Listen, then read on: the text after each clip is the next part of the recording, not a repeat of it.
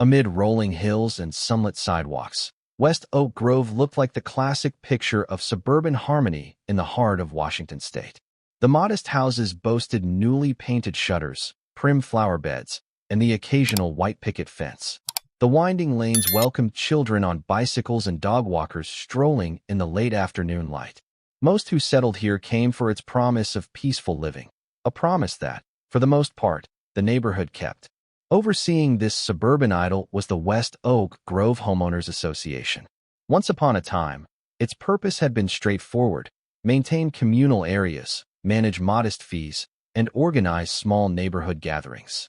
But over the years, the HOA had evolved into a more controlling presence, especially once a certain individual rose to a leadership role on the board: Genevieve Morton, whom neighbors privately called Karen. Genevieve Morton was in her early 50s, with meticulously permed hair and a penetrating stare. She insisted her watchful gaze and officious manner were acts of public service, but that posture often slipped into bullying. She rarely missed a chance to cite homeowners for perceived infractions, be it a fence that stood an inch too tall or a mailbox with chipped paint. If someone dared question her authority, she'd respond with haughty indignation and rattle off random clauses from the HOA bylaws. Most neighbors treated her with cautious politeness, trying to stay under her radar. But that didn't always work, especially if she decided you were doing something that offended her personal sense of order. When you became her target, expect unannounced visits, nasty notes, or official-sounding warnings about fines. That subtle tension ran through West Oak Grove, even if the well-kept lawns suggested a perfect calm. If you listened closely, you'd hear exasperated whispers among neighbors. They'd say, "Watch out, here comes Karen," or "She's going to raise a stink about those wind chimes." Such remarks often ended in sighs of resignation, because few people found the courage to openly challenge Genevieve's tough stance. So it was in this environment that Thomas Caldwell, an older man in his late 70s, moved into one of the smaller houses along Maplewood Lane. With a gentle demeanor and twinkling eyes peering from behind bifocals, Thomas had spent his life as a horticulture teacher and orchardist in eastern Washington. He moved to West Oak Grove after losing his wife of 50 years, seeking a friendlier, slower pace for his golden years. Thomas brought along a few tiny fruit tree saplings to plant in his new yard, hoping to cultivate the same sweet produce he once grew. He imagined bright red apples, plump pears, and juicy peaches blossoming in the seasons to come, a living legacy for children and neighbors to enjoy. Little did he know that this simple dream would place him on a collision course with the self-appointed queen of the HOA, setting the stage for an act of sabotage that would shock the entire neighborhood. In the first few weeks after Thomas settled in, he spent his mornings in the yard, carefully prepping the soil. He planned for just 3 saplings initially: an apple, a peach, and a pear. He watered them with gentle reverence, checking the roots for any sign of disease. He even added protective sleeves around their trunks to ward off nibbling rabbits. On a breezy spring afternoon, as Thomas knelt on a padded stool to weed around the baby trees, a voice called out from behind. He turned to see a trim, well-dressed woman with a clipboard approaching. "Good afternoon," she said, lips pressed into the faintest of smiles. "I'm Genevieve Morton, a member of the West Oak Grove HOA board. You must be Mr. Caldwell." Thomas stood, wiping his hands on his jeans. He offered a friendly smile. "Yes, that's me. Just moved in a few weeks ago." Genevieve's gaze flickered to the young saplings. "I see you've been busy. Planting fruit trees, are we?" Thomas nodded, brimming with excitement. "They're lovely varieties. With proper care, they'll yield sweet fruit in a couple of years. I plan to share with neighbors. There's nothing like homegrown produce." Genevieve pursed her lips. Well, we do have guidelines about what can be planted in front or side yards. You're not violating any specific rules. However, I'd like to ensure these trees won't infringe on property lines or attract pests that could trouble the neighborhood. Fruit sometimes invites insects, rodents. They'll be well tended," Thomas assured her. "I've dealt with orchards my entire life." Genevieve's smile was tight. "I certainly hope so, Mr. Caldwell. If the HOA gets complaints, we'll have to revisit the matter." She left with a brisk nod, not waiting for Thomas's response. As she strode off, Thomas felt a twinge of concern. The conversation had seemed civil enough on the surface, but there was an undercurrent of menace in Genevieve's tone. He hoped it was just his imagination. A few days later, an envelope from the HOA landed in Thomas's mailbox. Inside was a notice signed by Genevieve Morton, reminding him that all landscaping changes must comply with community regulations and that any nuisance resulting from fruit-bearing plants will be subject to review. The language was formal and vaguely threatening, but it didn't order Thomas to remove the trees, just to remain in compliance. Thomas filed it away, determined not to let it dampen his enthusiasm. He was certain that once the trees matured and bore fruit for neighbors to enjoy, no one could call them a nuisance. Besides, he'd meticulously checked the neighborhood guidelines and found nothing forbidding a few small fruit trees, provided they didn't grow into overhead wires or encroach on adjacent properties. Unfortunately, Genevieve's note was a harbinger of things to come. She kept a closer eye on Thomas's yard from then on, and as the saplings sprouted their first tender leaves, a storm of hostility was quietly brewing beyond his fence line. Though Genevieve's warnings unsettled him, Thomas soon found solace in the warmth of other residents. Many neighbors noticed the older gentleman's gentle dedication and struck up friendly conversations. Marissa Flores, a single mother of 2 energetic children, stopped by one evening while Thomas was sprinkling compost around the apple sapling. "These are going to look gorgeous. My kids love apples. Maybe in a few seasons, we can come pick some." Thomas grinned, adjusting his ball cap. "They'd be welcome anytime. My orchard back in eastern Washington was always filled with visiting kids who wanted to pick fresh fruit." Marissa's young daughter piped up, her eyes wide. "I want to see them grow. Are they going to have flowers first?" Thomas knelt down to the child's level, explaining that each spring, the trees would bloom with pinkish-white blossoms before the tiny fruits appeared. The excitement in the child's face lit up Thomas's day. After she scampered off, Marissa smiled. "Don't let the HOA scare you too much. Ms. Morton can be intense, but she doesn't speak for all of us." Another neighbor, Ed Woods, a retired firefighter, offered similar support. "I've known Ms. Morton. Some folks nicknamed her Karen behind her back because she's always complaining about something. But you've got me in your corner. I grew up on a farm, so I know the value of fresh fruit." Thomas felt heartened by these kind interactions. And it wasn't just words. One weekend, a group of neighbors pitched in to help him erect a small deer fence around the saplings to protect them. Children giggled as they helped pound in stakes, while older residents offered advice on spacing. The sense of community was palpable. If Genevieve Morton symbolized the overbearing side of the HOA, many other residents embodied the compassion and friendliness Thomas had dreamed of finding. He sent a courtesy note to Genevieve about the deer fence, hoping to avoid any conflict. She never responded. Meanwhile, the delicate fruit trees continued to flourish, seemingly oblivious to the tension around them. But events were about to take a grim turn, one that would break hearts and rattle the trust of an entire neighborhood. The night it happened was strangely still. Not a single breeze rustled the leaves. A pale moon hung overhead, casting faint silver light across Maplewood Lane. Most houses were dark, their residents asleep. Thomas was fast asleep as well, unaware that a figure was moving through his side yard. The silhouette paused at the deer fence, then carefully unhooked part of it to slip inside. The faint crunch of gravel underfoot signaled a deliberate approach. The figure lingered near the smallest sapling, Thomas's cherished peach tree, before bending low. With a sudden, violent jerk, the trunk snapped. The outline of the figure jerked again, ripping branches from the pear tree. The apple sapling was not spared either. The trunk was slashed, its tender bark torn. Within minutes, the intruder had vandalized all 3 baby fruit trees. In the hush of the midnight hour, there was no alarm, no witness out walking a dog, no one to intervene. The figure retreated the same way they came, leaving the fences askew and the trees broken, scattered across the yard like victims of a small hurricane. Morning arrived with golden sunlight spilling across the tidy lawns of West Oak Grove. Thomas stepped outside, eager to see how his saplings were faring. He expected a routine day of watering, perhaps trimming the tiny branches. Instead, he froze at the sight of the destruction.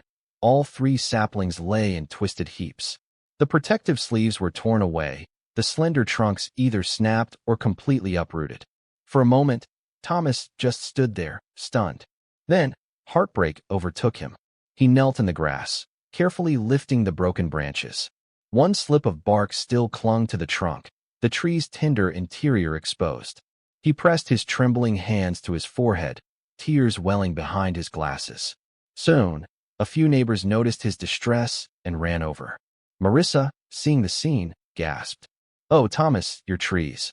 Word spread quickly, and more residents arrived, jaws clenched in anger at the cruelty of the act. Ed Woods examined the damage, shaking his head. This wasn't an animal or a storm. Someone did this deliberately. Thomas whispered, voice quaking with grief. Who would do such a thing? No one wanted to say it outright, but everyone's mind jumped to the same suspect, Genevieve Morton. She'd voiced concerns about the fruit trees, threatened Thomas with the HOA guidelines, and regularly prowled the neighborhood. But that suspicion alone didn't constitute proof. Despite neighbors' attempts to console him, Thomas spent the rest of the day in despair, collecting the ruined saplings, not knowing if they could be saved. As evening fell, the sorrow turned into a quiet, determined resolve. This was an attack not just on 3 baby trees, but on the sense of community and hope he'd begun to feel in West Oak Grove. Little did he know, his heartbreak would spark a wave of neighborly solidarity, and a plan that would soon outshine even the most bitter acts of sabotage. The incident of the destroyed saplings rippled through the neighborhood like wildfire. Residents who barely knew Thomas felt outraged. The idea of deliberately harming young fruit trees, especially those planted by a kindly senior, shocked people to their core. Speculation about the culprit ran high, with Genevieve Karen Morton topping the list of suspects. After all, she had been the one to issue repeated warnings, citing fruit trees as a nuisance. She also had a history of confrontational behavior, but no one had seen her that night, and there was no security footage capturing the act. A handful of doorbell cams existed on Maplewood Lane, but none pointed directly at Thomas's side yard. Ed Woods, the retired firefighter, spoke in hushed tones with neighbors on a weekend morning. "I don't want to accuse Ms. Morton without proof, but if it was her, we can't let her continue. This is beyond petty." Marissa suggested contacting the police. "Even if we can't prove who did it, vandalism is a crime. We should have a report on file." Thomas was reluctant at first. He didn't want to stir trouble or find himself locked in a legal battle with the HOA. But after seeing the outrage among neighbors and realizing it wasn't just about him, someone who would do this once might do it again, he agreed. Together, a group of residents called the non-emergency line and filed a vandalism report. An officer came by, took notes and photos, but politely explained that without direct evidence or witnesses, there was little they could do. Meanwhile, Genevieve Morton herself maintained a curious silence. She did not show up to inspect Thomas's yard as usual. She did not send any new letters about the fruit trees. She was conspicuously absent from the usual neighborhood patrols. Some whispered that she was lying low, waiting for the furor to die down. Still, the tension ran high. In the West Oak Grove Facebook group, many posted supportive messages about replanting or offered to buy Thomas new saplings. Others vented their anger at the cowardly act. A few insisted that jumping to accuse Genevieve was irresponsible without hard evidence. The entire situation weighed heavily on Thomas's heart. He felt too old for such strife, uncertain whether to keep trying or simply give up on his orchard dream. But the seed of an idea had already taken root among his sympathetic neighbors. If someone wanted to crush a few saplings and stifle Thomas's orchard dream, perhaps the best response wasn't just to replace those 3 trees. It was to go bigger, much bigger. And in the next few weeks, that concept would blossom into a bold community plan that would transform West Oak Grove, overshadowing the bitterness of sabotage with an act of unified goodwill. One evening, as the sun dipped below the horizon and the street lamps of West Oak Grove blinked on, Thomas answered a knock at his door. Outside stood Marissa Flores, Ed Woods, and Tamika Gray, a young city planner who happened to live a few streets away. "We have a proposal," Tamika said with a friendly smile. "May we come in?" Thomas ushered them into his cozy living room. The group sat on a worn but comfortable couch, politely declining refreshments so they could get straight to the point. Marissa leaned forward. "Thomas, we were thinking, if someone out there hates the idea of fruit trees in our neighborhood, why not prove that the rest of us actually love it and take it to a whole new level?" Thomas blinked in confusion. "I'm not sure I follow." Ed spoke up. You told me once about your orchard in eastern Washington. You said it fed your family and neighbors for decades. What if we try something similar here, but on a scale that's bigger than just your yard? That way, no single person can sabotage it. Tamika's eyes shone with enthusiasm. I work for the city's Environmental and Green Space Department. We have a public greenbelt on the east side of this neighborhood that's underutilized. A few walking trails, some benches, but mostly open, grassy land. We could plant a small community orchard there. Apples, pears, peaches, maybe plums. All maintained by volunteers under a city-sanctioned program. The produce could be free for anyone in West Oak Grove who wants it. Marissa added, we'd still replace your saplings too, Thomas. But this orchard would be a bigger statement. Something that fosters a sense of unity and makes it harder for any single troublemaker to ruin. Thomas's jaw dropped slightly. That would be amazing. But do we have permission? Would the HOA allow it? Tamika smiled. Well, that's where it gets interesting. The HOA doesn't control city-owned greenbelts. They can voice opinions, but ultimately, it's the city's decision. If we propose this as a local horticultural project for public benefit, ecological, educational, and supportive of local biodiversity, it's likely to be approved. The city loves community-based projects that enhance green space. As for the HOA, they can't legally stop it, though they might kick and scream. Ed chuckled. Let them kick and scream. This orchard would not be on private property, so Ms. Morton can't stroll by at midnight and yank out the saplings. Thomas felt tears of gratitude well up. After the heartbreak of seeing his young trees destroyed, this new plan felt like a ray of sunshine cutting through dark clouds. I don't know what to say, except thank you. If you think we can do it, I'd be honored to help in any way I can. That's what we were hoping, Tamika said. Your expertise would be key. You know how to grow fruit trees, how to fertilize them properly, how to handle pruning. We need you on board to guide us. Thomas nodded firmly, a spark of renewed purpose in his eyes. Count me in. Let's do this. Let's plant enough trees to feed the whole neighborhood. As the small group departed that evening, a stirring sense of excitement spread among them. Over the coming days, they'd rally more neighbors, gather signatures, draft proposals, and map out the orchard plan. Little did they know just how impactful and how dramatic this endeavor would become for West Oak Grove. Fueled by the orchard idea, Tamika Gray got the ball rolling at City Hall. She presented a preliminary concept for a community orchard in West Oak Grove, highlighting environmental benefits, improved air quality, pollinator support, shade for walkers, and accessible fresh fruit. She proposed modest city support, with most of the labor coming from volunteers. She also suggested signage that could educate visitors on fruit tree care and sustainable gardening. Simultaneously, Ed, Marissa, and Thomas began spreading the word around the neighborhood. They created a simple online survey in the West Oak Grove Facebook group, asking, "Would you like to see a communal orchard in the Greenbelt?" The response was overwhelmingly positive. Families with kids loved the idea of picking fresh apples on their morning walks. Seniors lauded the orchard's potential for social gatherings, and local environmental enthusiasts praised the eco-friendliness. The only looming question was how the HOA board would react. Though the orchard site would be on city-owned land, the board could still throw up protests, spread negativity, or otherwise hamper local support. Genevieve Morton might claim the orchard would attract pests or cause litter from dropped fruit. She could stir up fear about property values. Indeed, rumor had it that Genevieve had heard murmurs about the orchard plan and was none too pleased. She had made a few sarcastic remarks to board members about tree huggers wanting to turn the neighborhood into a farmland. But with no official announcement yet, she had limited options to derail the project. Meanwhile, the orchard's supporters pressed forward.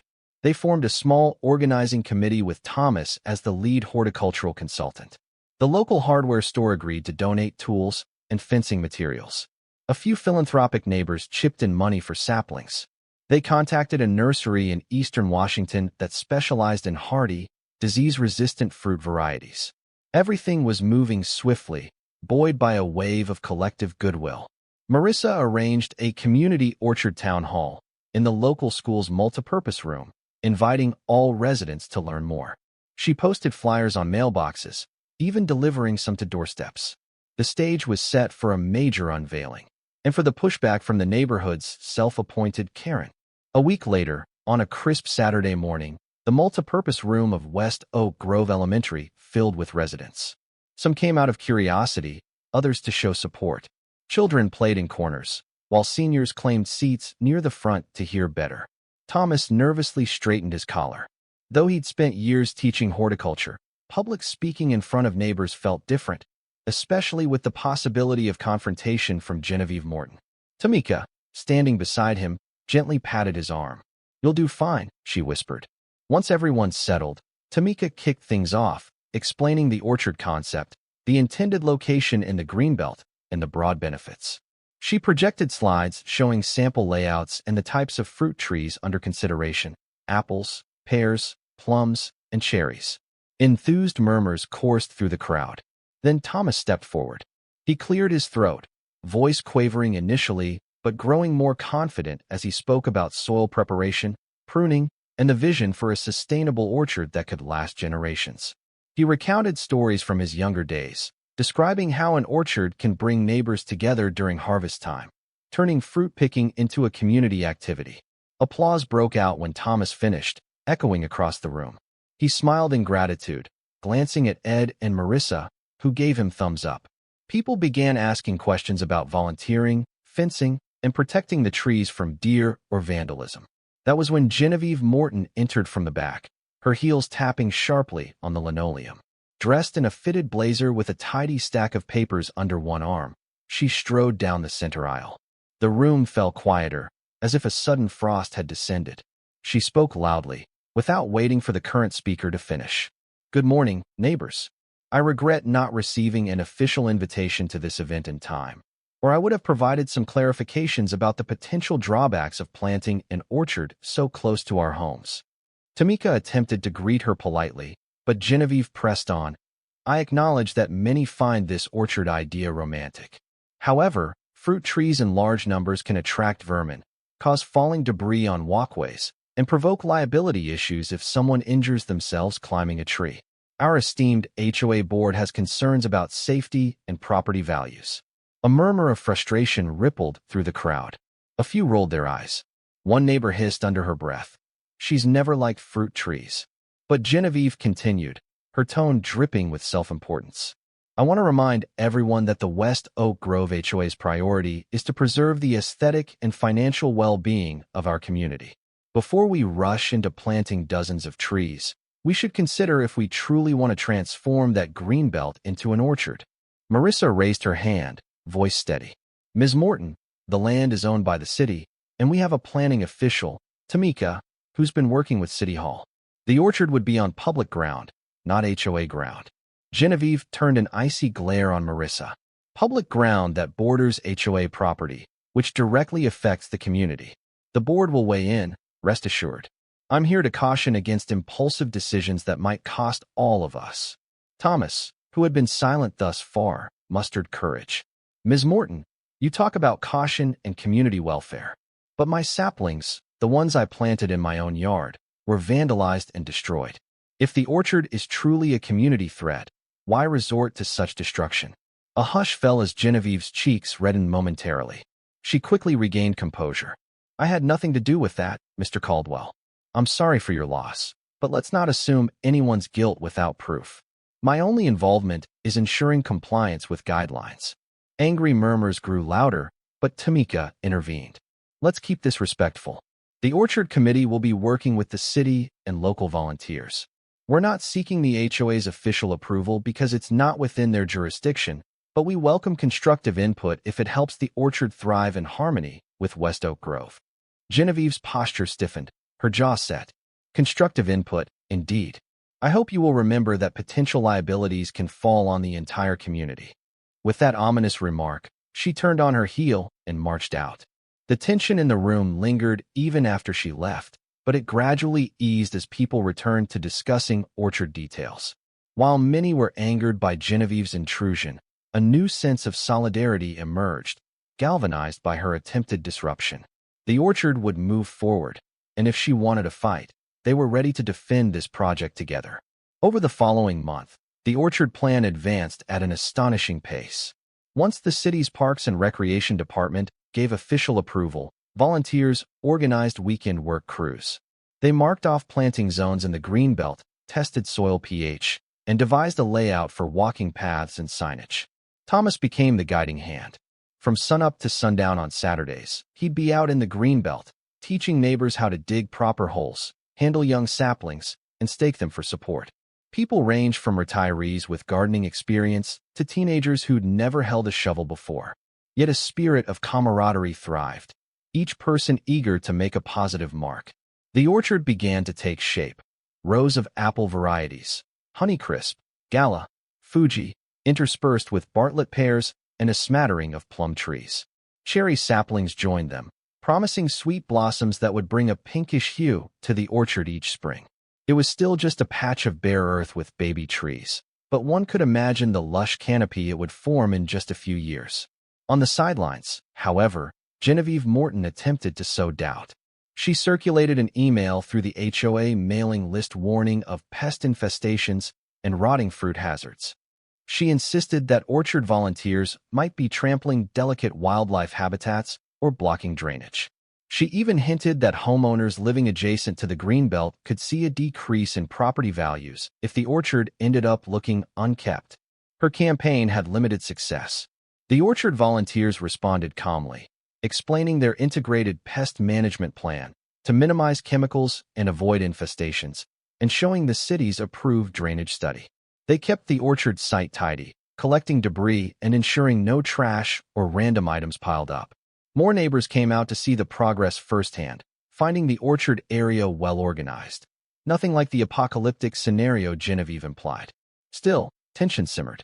Some fear lingered that Genevieve might escalate beyond mere emails. After all, if she had indeed wrecked Thomas's saplings, what might she do to the Greenbelt orchard? The city-owned land offered more visibility, less chance for covert destruction at night. Yet the orchard was far from invulnerable. With that in mind, Edwards began coordinating a rotating schedule of neighbors who'd casually stroll through the orchard site at night, shining flashlights and checking for suspicious activity. No one would let sabotage strike a second time.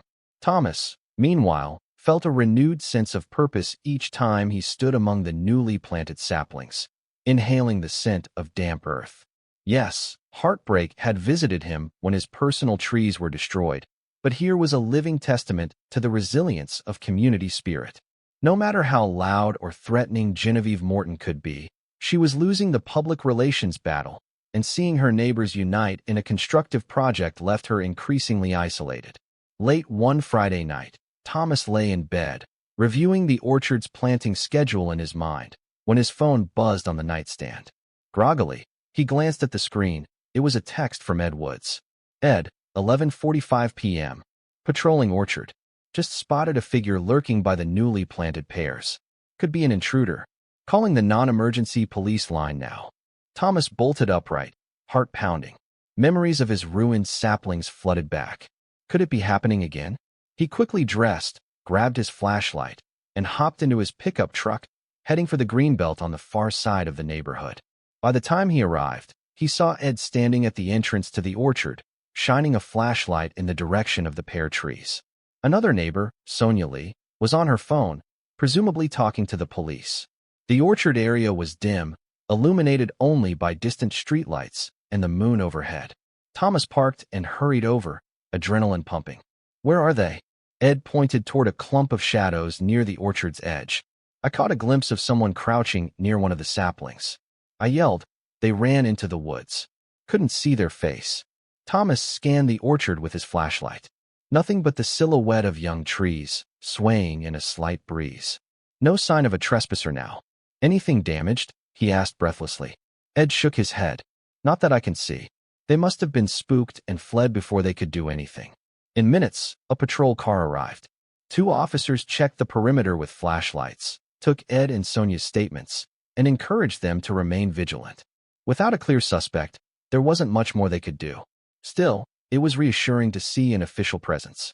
The orchard had watchers, and intruders wouldn't get free rein. Though no one could confirm the identity of the midnight prowler, suspicion lingered on Genevieve Morton. The figure's height, the way they moved, the fact they targeted the pear saplings, so much mirrored the original vandalism at Thomas's house. But once again, no conclusive proof existed. And yet, The orchard stood intact, shielded by the very sense of community that had built it. If sabotage was going to happen, it would face an uphill battle against watchful volunteers determined to protect their orchard. In the face of fear, a new unity had emerged. Neighbors who once barely spoke now banded together with a singular purpose: to ensure West Oak Grove's orchard thrived and blossomed, no matter who tried to tear it down. Despite the late-night scare, the orchard project continued to flourish. Over the next several weeks, volunteers focused on reinforcing the saplings with sturdy stakes, adding a layer of mulch to retain moisture and discourage weeds.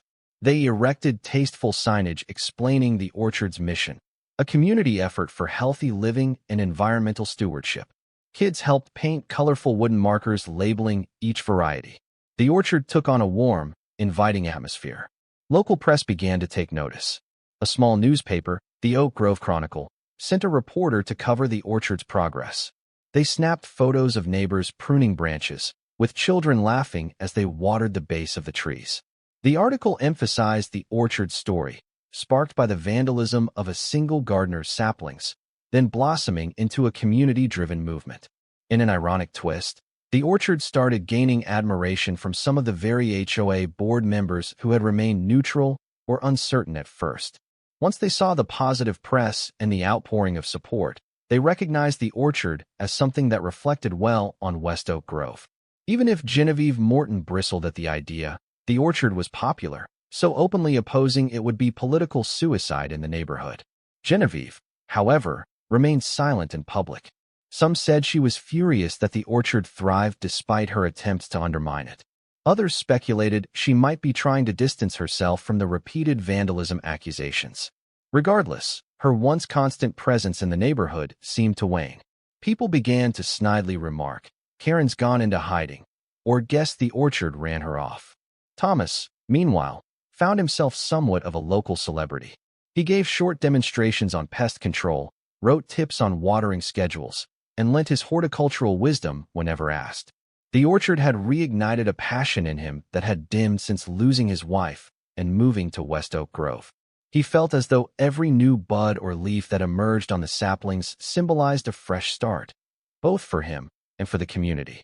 Summer's warmth came on strong, and the orchard committee began planning an official orchard dedication day. They set a date in mid-August, inviting the entire community for a picnic, tree watering ceremony, and a few short speeches. Marissa organized face painting and balloon animals for the kids, while Ed arranged for a local musician to perform acoustic guitar. The orchard would be center stage for a day of celebration, a public affirmation that positivity and unity could triumph over sabotage and pettiness. Still, the question lingered. Would Genevieve Morton appear, and if so, how might she react? That question hung in the air as the orchard supporters prepared for their big event, unaware that the final confrontation was drawing near, and that a surprising act of redemption, or at least partial closure, was about to unfold. The day dawned bright and clear, an ideal summer afternoon for the orchard dedication. Families trickled into the Greenbelt carrying picnic blankets, folding chairs, and baskets of food. Children laughed as they raced around, weaving between the rows of young saplings. Volunteers fussed over the last-minute details, positioning a sign that read, "Welcome to West Oak Grove Community Orchard, rooted in harmony." A small makeshift stage had been set up, no more than a wooden platform with a microphone. Tamika Gray, wearing a sundress and a wide smile, stepped up to open the ceremony. She thanked everyone for their contributions, from the donors of the saplings to those who helped mulch and water. The crowd applauded enthusiastically. Next, Thomas Caldwell was invited to speak. He approached the microphone, his hands trembling slightly. In front of him stood dozens of neighbors, some familiar, some new. His gaze lingered on Marissa, Ed, Tamika, and the many volunteers who had breathed life into this orchard dream. Softly, he said, "When I first moved to West Oak Grove, I had a simple wish: to plant a few fruit trees in my yard. I never imagined that an act of vandalism would lead us all here today, unveiling something much bigger and far more beautiful. These saplings aren't just trees. They're a testament to our community's kindness and resilience. I can't thank you enough for making an old man's dream come true." A wave of applause swept across the orchard. Some wiped away tears, moved by his words. Others snapped photos. The entire gathering radiated a sense of pride and unity. Just then, a hush descended as a figure stepped out from behind the crowd. Genevieve Morton had arrived, dressed in a crisp blouse and slacks. Murmurs rippled through the audience. People wondered if she was there to protest. But Genevieve wore a neutral expression, not the fierce scowl they'd grown used to. She walked to the edge of the stage area and quietly asked Tamika if she could say a few words. Uneasy glances passed around. Thomas felt his heartbeat quicken, half expecting a tirade. But Tamika, after conferring with the Orchard Committee, stepped aside and allowed Genevieve to take the mic. The crowd fell silent as she cleared her throat. "I realize," Genevieve began, voice taut, "that my role in this community orchard has not been particularly supportive. I had reservations about the feasibility, the pests, and the potential eyesore it might create if left untended. I still maintain that oversight is crucial, that we must keep the orchard properly managed. However," she paused, eyes scanning the rows of saplings the families gathered. "I can't deny that seeing everyone here, celebrating something that brings life and fruit to West Oak Grove, has made me reconsider some of my assumptions. She stumbled over her words, clearly not used to humility. "I respect the dedication you've all shown. I've been part of this neighborhood for years, and perhaps I lost sight of what community really means. So while I can't pretend to have supported this from the start, I do wish to say I hope it succeeds." Her voice trembled slightly, whether from genuine emotion or the discomfort of swallowing her pride, no one could say. Then, without waiting for applause, she stepped away from the mic and retreated from the stage area. The crowd shifted uncertainly, a scattering of polite claps echoing. Thomas stood, his expression a mixture of surprise and cautious acceptance. Marissa and Ed exchanged disbelieving looks, but soon Tamika guided the event forward, returning the focus to the orchard's achievements. Over the next few hours, the orchard bustled with activity. Children painted handprints on a communal signboard. Neighbors mingled over potluck dishes. Thomas circulated, giving mini tours of the newly planted rows. A couple of young fruit trees had already started to show tender budding that might yield a token harvest by next year. Late in the afternoon, Thomas found himself near the orchard's edge, refilling his water cup, when he noticed Genevieve standing quietly by a pear sapling, gazing at its leaves. He approached her carefully. "Ms. Morton," he said softly, "thank you for your words earlier. It means a lot to hear you speak in favor of the orchard." She folded her arms, not meeting his eyes. "I'm not sure I'd say in favor, exactly. Just that I accept it's happening." She inhaled. "I do appreciate well-managed gardens. Perhaps this orchard will indeed be an asset, so long as it remains orderly." Thomas studied her for a moment. In her expression, he saw a glimpse of human vulnerability behind the tough facade. Maybe she hadn't actually performed the vandalism, though suspicion would likely linger. Or maybe she had, and this was as close to an apology as she could muster. Whichever the case, Thomas decided to leave it there. The orchard was thriving, and the community was stronger. That was enough of a resolution for him. As the summer sun dipped low, painting the sky in shades of pink and orange, the orchard visitors slowly filtered home. Families helped pack up tables and decorations, children yawning and dragging balloons behind them. Left behind were the rows of young fruit trees, quiet sentinels that would continue to grow, year after year, bearing fruit and forging connections among neighbors. And in the hearts of those who had championed the project, a warm conviction remained. No act of destruction could overshadow the spirit of unity that led them to build something greater for everyone. Thus, West Oak Grove's orchard, born from heartbreak and nurtured by camaraderie, stood as a testament that even the pettiness of an overbearing Karen could not stifle a community's collective will to cultivate beauty and generosity. It was a happy ending, indeed, with the promise of sweet harvests for many seasons to come.